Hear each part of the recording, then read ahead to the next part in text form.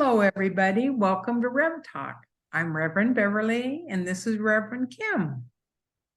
We're going to start off with me explaining some things that are going on that I feel need to be addressed, and we'll see some feedback of how you guys feel. But I noticed the other day when I was walking in the market how different everybody was from one extreme to the other. And okay, love all beings how they are. But then when you start talking to them and you get their mentality, do I belong here? Do I belong with this? And Kim and I were just saying, she feels the same way, but in a different way. Why am I here? Because people are there. And I think a lot of it has to do with the fifth dimension and the third dimension. And it's just, I shouldn't say the lower entities, but the lower energies are starting to make themselves known. The higher energies that are already there are going high, and so it leaves this void. That's why we're called light workers, because we need to stay down here and keep working so we can awaken the lower energies. And it's scary sometimes when you go out and you try to meet new people and you see new things, and all of a sudden you just take a look around you, and it's like you go to a concert and you're all happy, and then you look beside you and you feel very uncomfortable. And I don't know the answers to it, but I know we're here for a purpose. I know we're here to awaken people, but how? Because you've got to be able to communicate and talk with these people.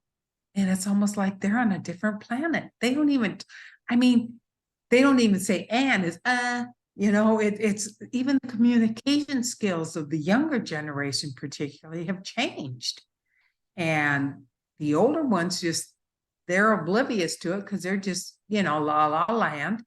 And it's us that are caught in the middle of this. And we've got to have the faith that we can bring us together and all be on the same wave. And I don't know the answers. I don't know how to do it, but I do know we are here for a purpose.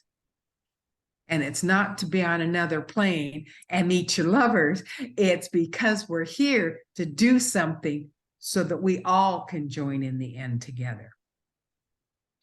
Well, so everything I've been reading lately, and those are really good points. They really are. It's not about anymore. It's not about awakening anybody else anymore. It's only about awakening ourselves, kind of like leading by example. You can only really change who you are, how you think, and what you learn. You can't change anybody else. You can't. It's not your job to do. For the longest time, that was kind of what the definition of a light worker was, to help all these people and help everybody. No, not anymore, because everybody is sovereign unto themselves. So everybody is responsible for themselves and for their journey. I get stuck in lower energy sometimes, wondering why I'm here, because I am trying to relate to people, and and I said I have this sweatshirt that says it's too peoply outside, and while it's funny to say that, it's actually really true for me. The energies are so different and so discordant. Yes. That sometimes it's like I don't know how to interact with that kind of energy anymore. And it's like I don't want to. As my sister had asked me, she's like, "Well, when did you become such a recluse?" And I'm thinking, I don't know, but I'm not thinking it's such a bad thing. That's not necessarily true, but it's because the energies have we've been so bombarded with energy for the last few years. And everybody, I think, is doing the best they can. I know everybody is doing the best they can. For me, it's a matter of reminding myself that I have to have faith, that I have to rely on that faith, that there's a reason why I'm still here, and I get to, work on that and work through that. There are times when I do question that, and I'm sure that other people do as well. All I can say is that, you know what, we're here for a reason. There are no mistakes. Nobody is here by accident. It's all divine orchestration. Everybody, every single being that's on this planet is here because of divine orchestration. And as we say at the end, without you, the song of the universe would be incomplete. And it's not a platitude. It is very much true. Everybody has a part to play. Everybody is a tone in that orchestration. So that's what allows me to lift myself up and to say, okay, enough of the chatter, the noise, to say, yes, I have faith that I'm here for a reason, and I get to figure that out. You get to figure it out. And you mention that we're not here to help others, but we are just being ourselves. Right. And then they question themselves a little and they rise a little. So we're always helping others as Lightworks, just by being, whether we know it or not, you're absolutely yes. right. We are. But it's not a purpose to help that person. You're not interfering with them. Right. No. Right. Absolutely. That's what I was saying. It's hard. I'm sitting here trying to talk to this young kid and he's blabbering and I can't even understand him blabbering, their slang. And I'm like, oh, but he wanted to talk to me. So he must have been getting something from the guy that you were playing the game with. Yeah. He talked. He was getting something without you even realizing what you were giving. Okay. All right. Well, that makes, that's a different perspective. Thank you. Thank you for that. And it's hard because we don't know why we're here. What's our soul's purpose? We have to have faith that our soul knows exactly why we're here and what we're doing, because, that's the point. Well, I love that, the saying, and I'm going to butcher it, but make sure all your paths are cleared so you no longer take the wrong path and you go on the right path. And I like that in Siobhan's. And I keep saying, okay, is this the right path? I would rather get there faster than go meander through the forest, Although meandering through the forest can be kind of fun. Oh, yeah.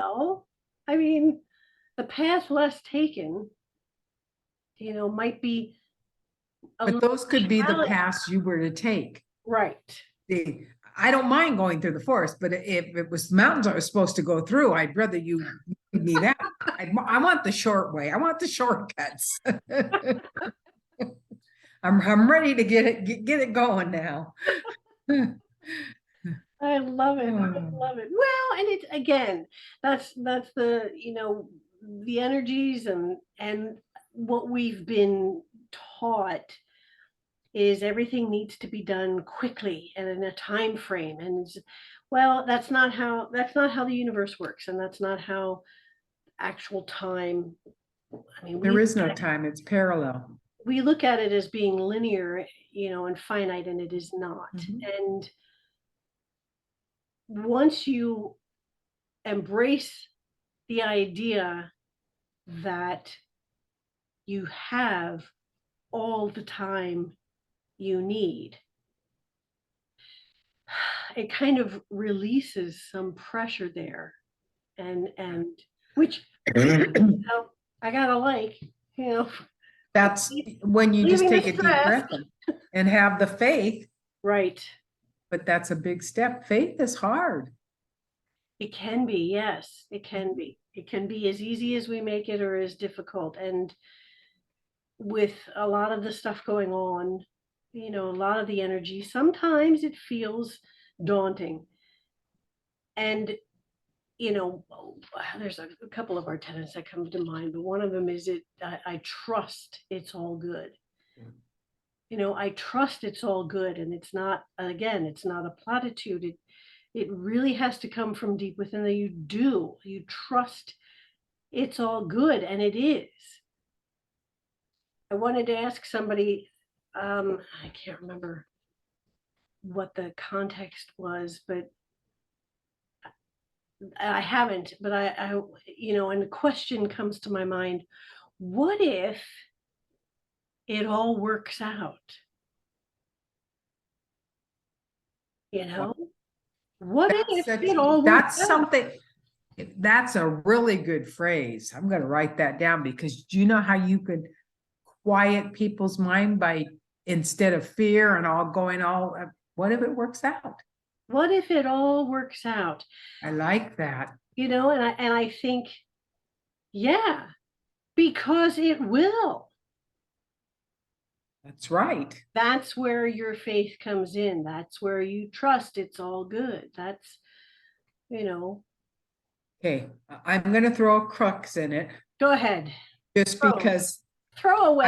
I have a problem. Okay, we're supposed to go away a week from today. We got vacation paid, 3 days, 4 nights, paid for us. And we can't find anybody to take care of Isella. So I have to believe or have the faith that somebody or something will come transpire in that time. Well, and put it out to the universe and ask. Yeah, I do. Okay. But then I get mad at myself for being so, but as you said, we saw the deterioration just in the blood work. But what you're saying, the phrase just made it all pop, because instead of yes, it's going to work out all in divine, what if it all works out? Put it in the positive instead of what if it all works out? Then you have nothing to have worried about. Right. Nothing to, kibitz about, nothing to be like, oh, what about this? What about that? What if it all works out? Oh, that's the best phrase. I love it, because I am going to use that. absolutely. Arguments, it stops a lot of things, Well, it can stop the chatter in your head too. Yes. The noise and the distraction, the anxiety, the angst, that you go through, and everybody goes through it. To stop yourself and to say, wait a minute, what if it all works out? That just made our whole it really did. We always talk about faith, we always talk about the higher energies, but what if it all works out? It will all work out. Exactly.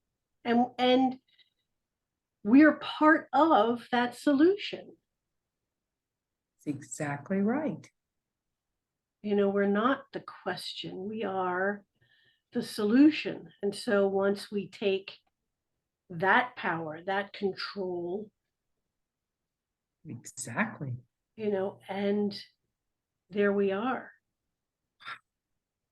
We got a really powerful statement this time. Yes, that's a good one. It is a good one. I'm writing this down. Okay. We are the solution. We are. Absolutely. So with that, my friend, what do you think? We ended perfectly. Yes. Complete, because we came full circle from what we always say to explicit pinpoints. Absolutely. So, okay, everybody, we want to thank you for joining us again for another Rev Talk. We ask you to be gentle with yourself and to be kind to yourself, and to remember that you are unique in all the universe. There will never be another just like you in all of space and time. You are powerful, you are cherished, and you are loved. And without you, the song of the universe would be incomplete. Until next time, my friends, be well.